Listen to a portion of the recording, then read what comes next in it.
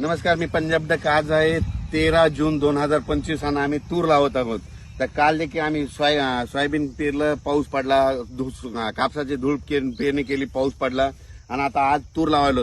ही 4 फुटावर तूर लावायला या ठिकाणून महाराष्ट्रातल्या शेतकऱ्याला अंदाज देणार आहे. आज आहे 13 जून 2025.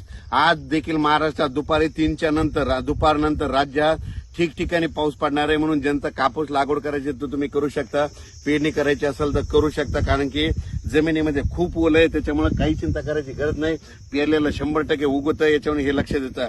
तर राज्यातल्या सर्व शेतकऱ्याला सांगू इच्छितो, पूर्व विदर्भ, पश्चिम विदर्भ, दक्षिण महाराष्ट्र, उत्तर महाराष्ट्र, कोकण पट्टी, खानदेश, मराठवाडा सगळ्या विभागामध्ये 17 जून पर्यंत दररोज वेगवेगळ्या भागात पाऊस पडणार आहे आणि सगळ्यांच्या पेरण्या देखील होणार आहेत, लागवडी देखील होणार आहेत. म्हणून हा अंदाज लक्षात घ्यायचा.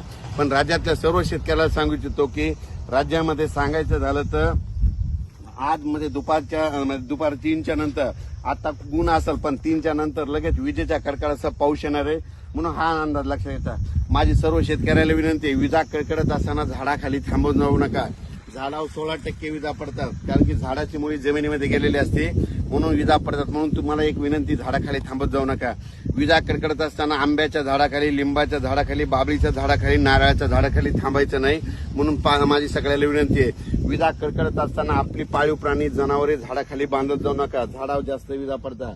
विजा कडकडत असताना लोखंडी पोलला आपली जनावरे बांधत जाऊ नका. लोखंडी पोलवर वीज पडते.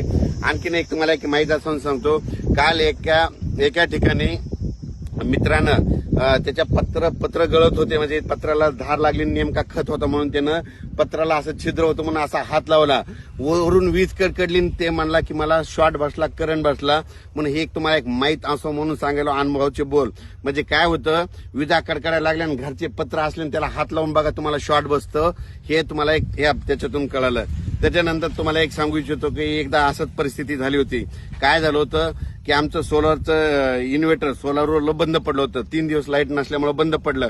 पण काय झालं, रात्री 2च्या सुमारास अशा पुरेपूर विजा आल्या आणि विजा कडकडू लागल्या की घरची लाईट सुरू झाली. म्हणजे इतका पॉवर त्याच्यामध्ये असतो. म्हणून तुम्हाला एक सर्व शेतकऱ्यांना हे अनुभवाचे बोल म्हणून सांगत आहे. पण राज्यात मात्र आज 13 जून पासून ते 17 जून पर्यंत दररोज भाग बदला जोराचा पाऊस पडणार आहे. कुठं उघडे नाले वाहणारा पडणार आहे. म्हणून हा अंदाज लक्षात घ्यायचा. अचानक वातावरण बदल झाला तर लगेच एक मेसेज दिला जाईल. माझ्या सर्व शेतकऱ्याला विनंती आहे की जूनच्या शेवटच्या आठवड्यापर्यंत एकाही शेतकरी पेरणीपासून वंचित राहणार नाही. मी पहिल्यापासूनच सांगत होतो की यावर्षी जूनच्या शेवटच्या आठवड्यात महाराष्ट्रातले सगळे शेतकरी सोयाबीन पेरायलेले दिसतील, कापूस लागवायला दिसतील, असा 1 जानेवारीला अंदाज मी दिलेला होता. वाटलं तुम्ही माझ्या युट्यूबच्या चॅनलमध्ये, इंस्टाग्रामच्या चॅनलमध्ये